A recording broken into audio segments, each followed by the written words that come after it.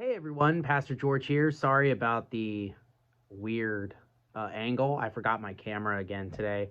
So, phone video it is. Good to be with all of you today. We have our Bible study recap, and today we looked at Judges 3, and this is like where we get into the really good stuff. This is where we start hitting the stories and what are these judges like and stuff like that. So, first things first, to understand about the book of Judges when it comes to this type of stuff is to see the cycle, the cyclical pattern that happens that the author uses to introduce each new judge's kind of reign and time period. So the first one to notice is verse 1 of this chapter, is just to point out kind of the setup of the rest of the book, why these things have to happen, right? If you remember correctly, the Israelites moved in and they didn't conquer the people that they were supposed to. And then what's worse is this new generation rises up and they don't remember anything and they don't really care what God has to say about anything. And so God uses these outside groups to test the Israelites through warfare and bring judgment upon them, especially when they do bad things. And so it lists the groups at the beginning here.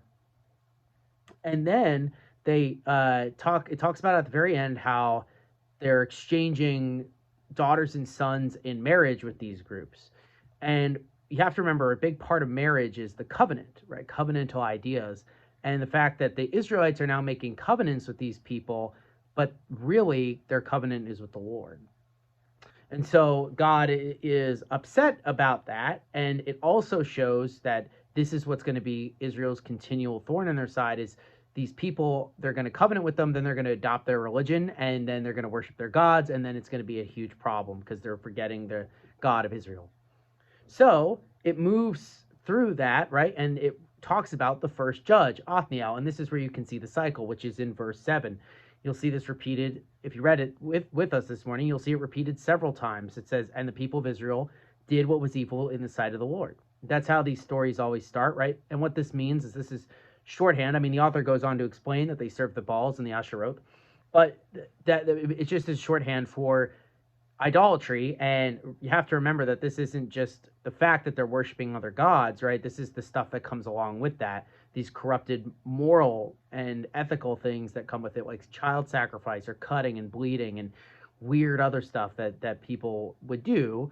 It's in order to earn the favor of these deities. And so the Lord doesn't like that. And so what does he do is he uses these outside groups to go after. So the first one is this guy called Cushan Rishtayim from Mesopotamia. So think of like the Babylonians or the Ninevites, like that area.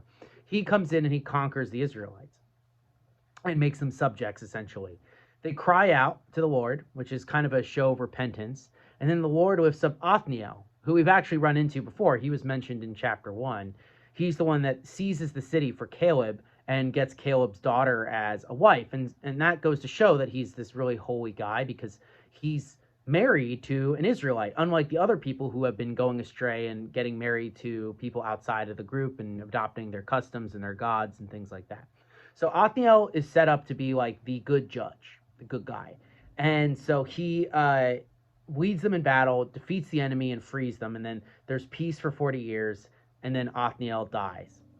And then you see the beginning of the other cycle. So you see that end where it says, so the land had rest 40 years. That repeats during these judgment cycles too. And so the next thing that happens is the people, again, go back, right? Verse 12, and the people of Israel did what was evil in the sight of the Lord. And so the Lord uses this guy named Eglon, this king of Moab, which is basically modern-day Jordan. It's across the Jordan River. He comes in and he conquers the city of palms, which is Jericho.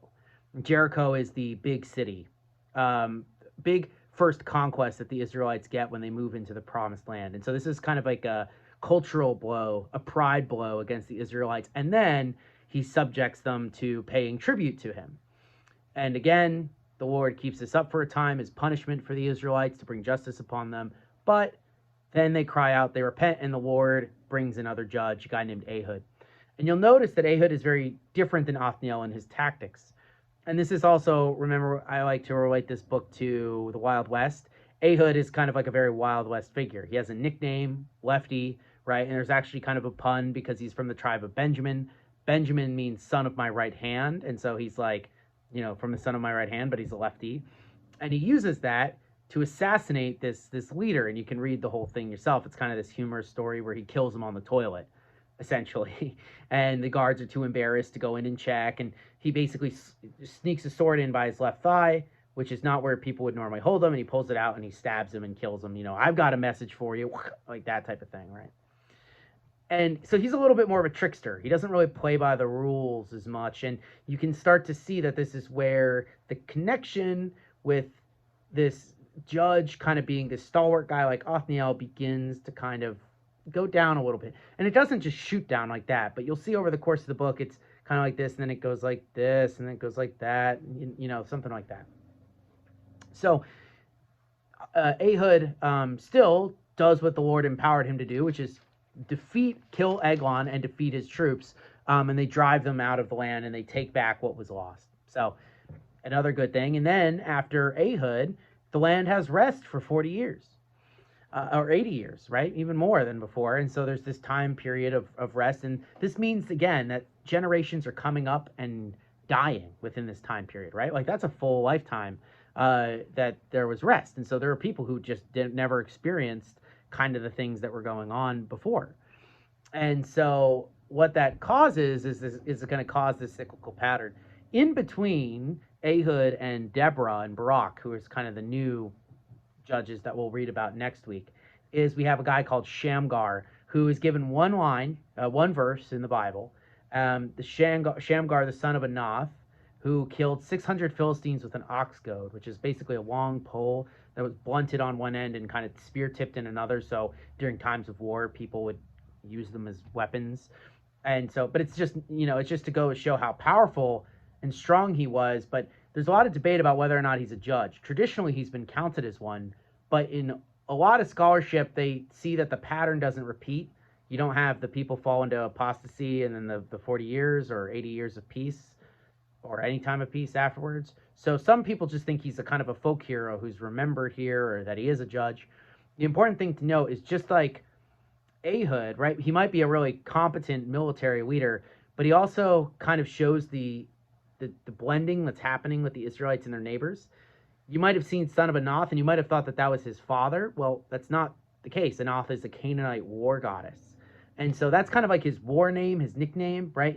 He's probably he was a faithful Israelite, but you can see that, he's kind of there's a mix of these cultures that are happening due to the choices that the Israelites are making. And so the important thing to remember with this is just the cycle that's going to be consistent throughout the book of Judges. Sometimes chapters apart from one another, but just to show that this is a continuing problem for the Israelites. And yeah, that's kind of where we're at, and it's gonna lead to worse things happening, but there's gonna be bright spots too, and we're gonna pick up on that next week. So thank you guys for joining me today. I will see you guys on Sunday for worship, and of course next week for more Bible study. Have a wonderful rest of your Wednesday, and peace out.